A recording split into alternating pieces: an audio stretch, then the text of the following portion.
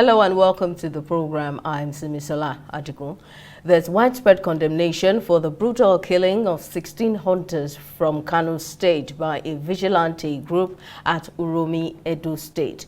According to reports, the 16 hunters were among 25 travelers on their way to Kano State for the Eid-el-Fitr celebrations who were intercepted by the vigilante on the suspicion that they were kidnappers and were lynched to death. Governor Monday Okpebolo of Edo State has now pledged that swift justice will be served for the 16 slain hunters. Okpebolo made the pledge when he paid a condolence visit to the bereaved families at Torankawa in Kano State in company of Governor Abba Yusuf. While expressing deep sorrow over the tragic incident, Okpebolo said the government will not relent until justice is served, adding that 14 people have been arrested and moved to Abuja for interrogation.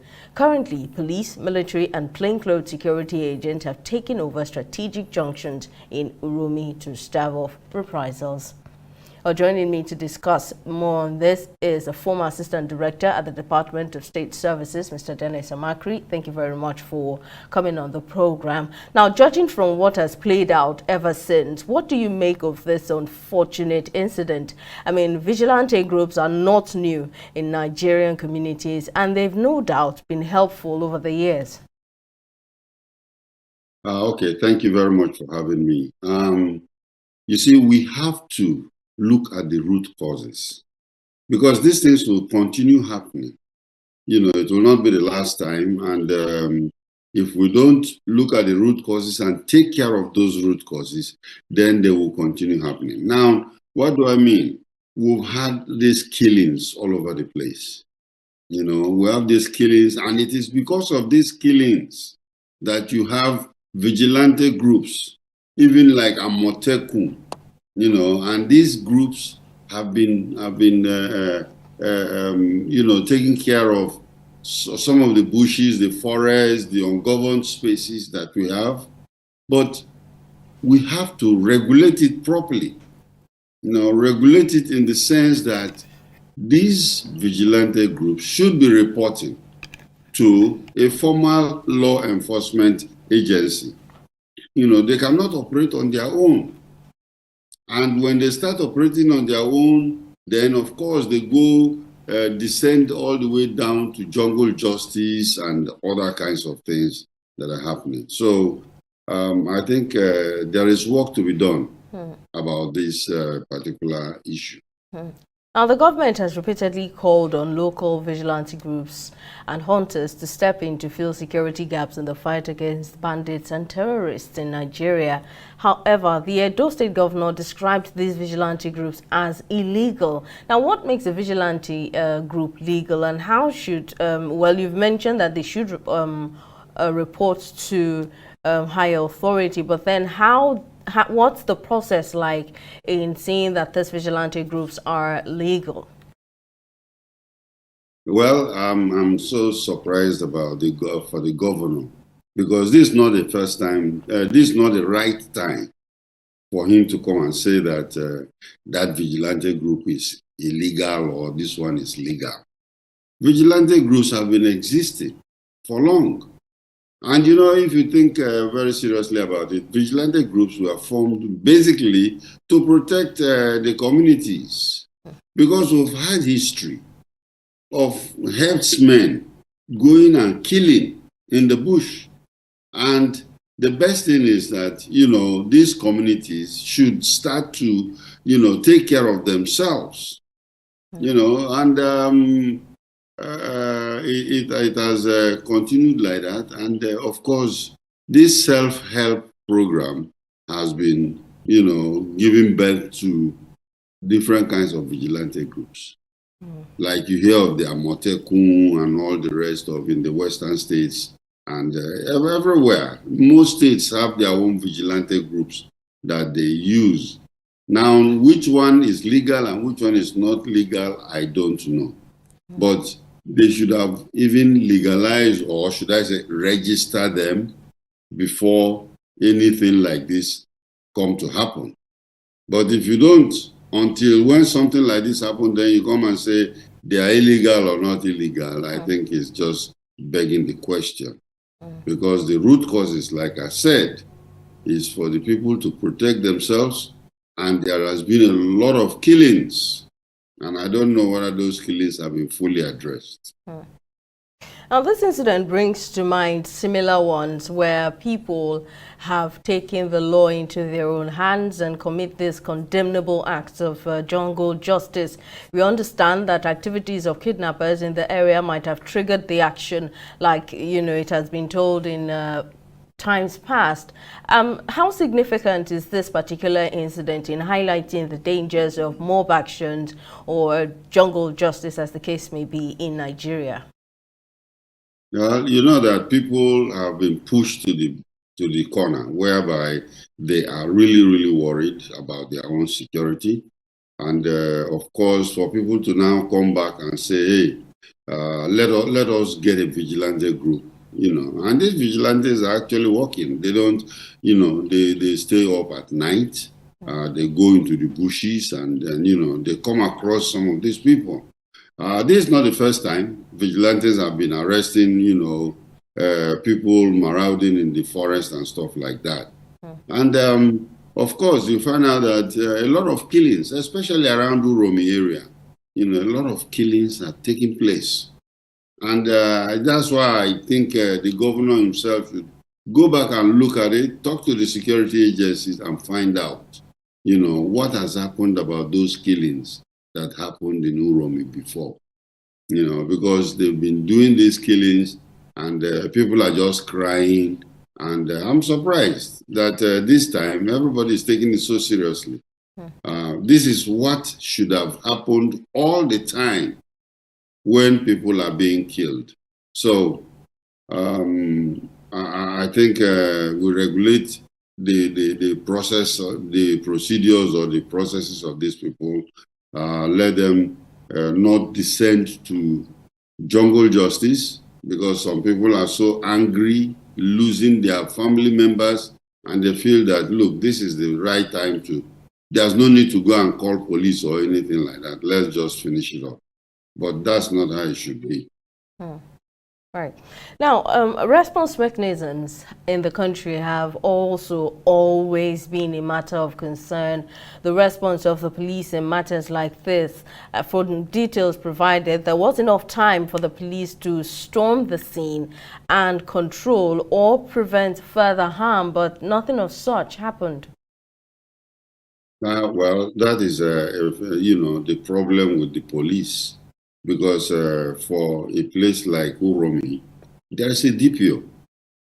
That's a DPO. How can he say that something like, and that's why I'm saying that there's a disconnect between the vigilante groups and the police. Because if there's a connection or a reporting line, when they find these police, arrest them, and they've even discovered arms and ammunition with them, the next person to call is the DPO. And the DPO will quickly send his men down there. And then, of course, remove all these people for better interrogation on what they are doing, where they are going, why they are carrying those kind of arms. But there is nothing like that. And apparently I can tell you that maybe the people don't even trust that distrust between the community people and the police must have caused a situation whereby they will say, don't even think about him. Let's do what we have to do, and they went ahead and do this. So I think the police should start taking charge of their area and make sure that these kind of things don't happen. All right. Mr. Makri, we'll continue this conversation after this break. Do stay with us. The program will continue shortly.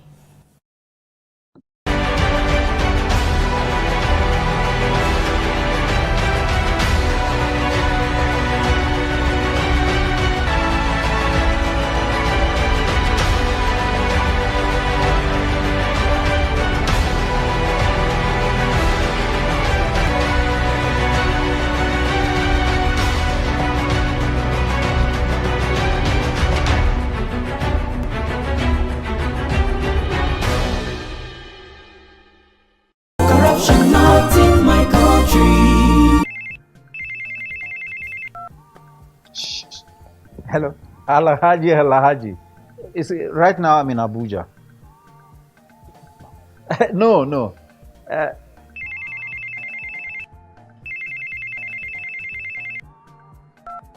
hello? Adamu. Right now I'm in Kano. Yes. When I get back, I will just call you. Look, what is wrong with you? I'm talking on the phone and you are gesticulating and doing. What's wrong with you? Daddy, where exactly are we as we speak? Are you alright? This is Lagos. Well, you just lied to someone that we're in Abuja. Keep quiet. Who told you you can tell an elderly person is lying? Daddy, you just lied. And by lying, you're raising corrupt children for the future of Nigeria. That is corruption, not in my country. Corruption not in my country. In the last 3 years, we have built a multi-purpose center, which is the envy of all in our constituency. And I can tell you that the people who are living there are already enjoying it. Guy, do you think what this man just said is true? See, I seriously doubt. I'm sure it's one of those their silly lies. And wait, do you know there's a way to find out if these things he's saying is true or not?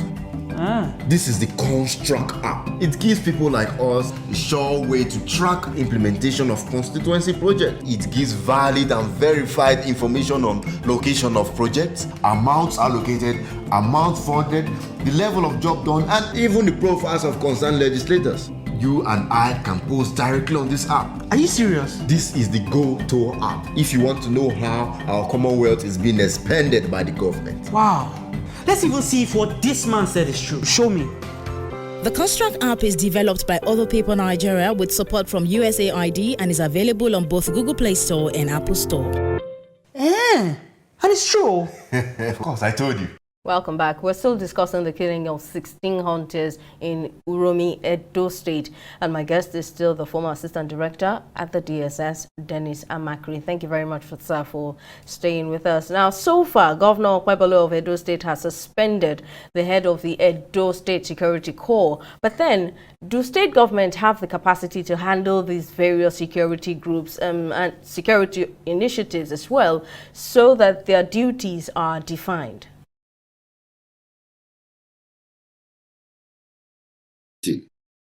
For state police, and when the state police comes, the state governors are supposed to be the ones that are going to supervise the operations of these state police. And I think that, in fact, all these vigilantes popping up in different places, because everybody was thinking that, yes, we really need security down at the grassroots level. And this is the chance for them to even practice on how they will be dealing with the state police. And in fact, state police are not supposed to be one for political to fight your political enemies. It is meant for the security of the communities. So the governors are well placed to take care and follow the procedures, or even write down or gazette all the procedures that they are supposed to follow. The police is supposed to cooperate with the governor in doing this, so that these vigilantes are properly managed. So, yes, the governor he has the capacity to do this. Right. So let's discuss the issue of arms possession, which is one of the factors that sealed the fate of these hunters. With the current state of the nation, only uniformed officials can legally possess weapons, and they're let go. And what should the government do in this case? Hunters cannot be found without their ordained guns, but then what can be done to prevent this kind of incidents from happening? Well, the thing is this: vigilante groups popped up all over the country because of the threat of herdsmen and all kinds of bandits, who are operating in the ungoverned spaces of the country. And of course, when they are going to help, they have to carry some form of arms.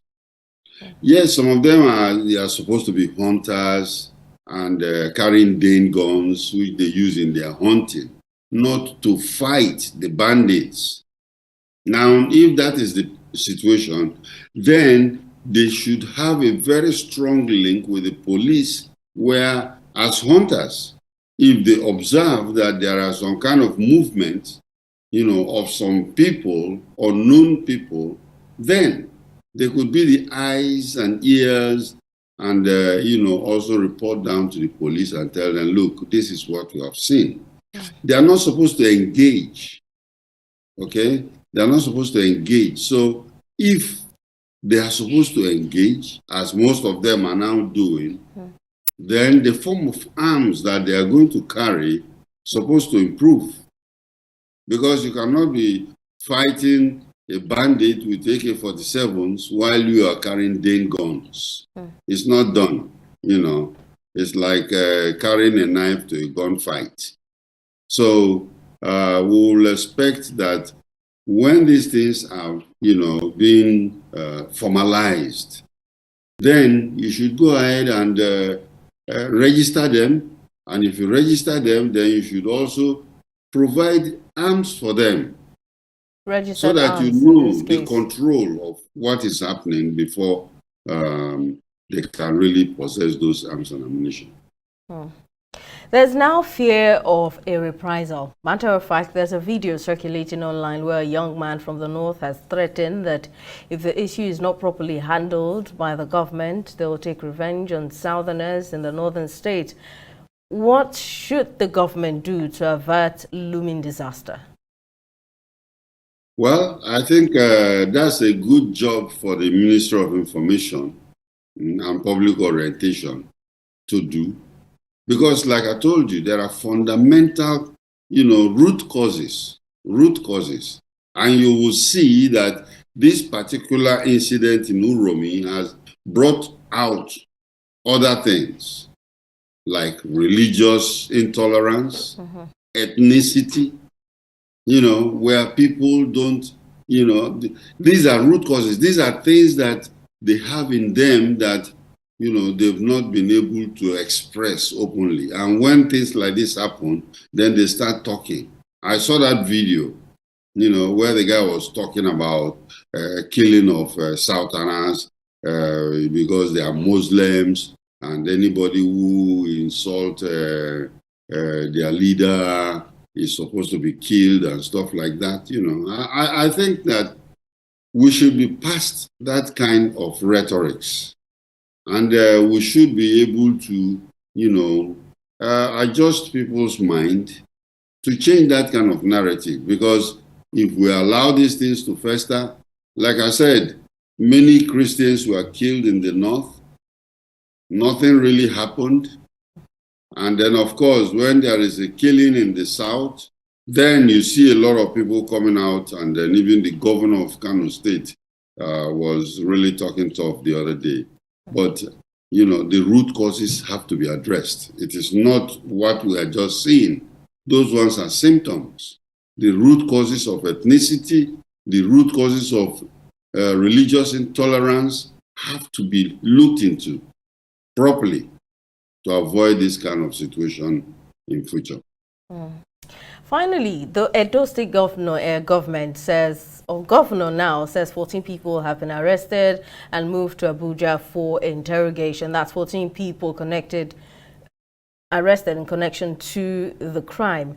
What protective measures should be adopted, and what steps can be taken to ensure improved working relations between the government and local security outfits? I know you mentioned certain steps, but now in terms of enhancing intelligence gathering and response strategies against criminal elements in the country. Oh, well, the governor has taken some steps to make sure that, this illegality, because of course, jungle justice is an illegal thing to do. And of course, they've been arrested, they've been taken for interrogation, but that's not where it should end. I think this is the time to now gather these vigilantes or whoever and then sit down with them and then, of course, properly seek some advice from either the DSS and the police to make sure that, they structure the vigilante properly. Who is going to supervise them? What is their communication systems? Who do they report to? And stuff like that. So this is the best time to do that. Because if you just arrest some people because tempers are high, and then, you allow people the vigilantes to continue until they meet another set of people again with guns and ammunition, then there is nothing we can do about it because people are angry. People have lost their family members, and you cannot overlook that.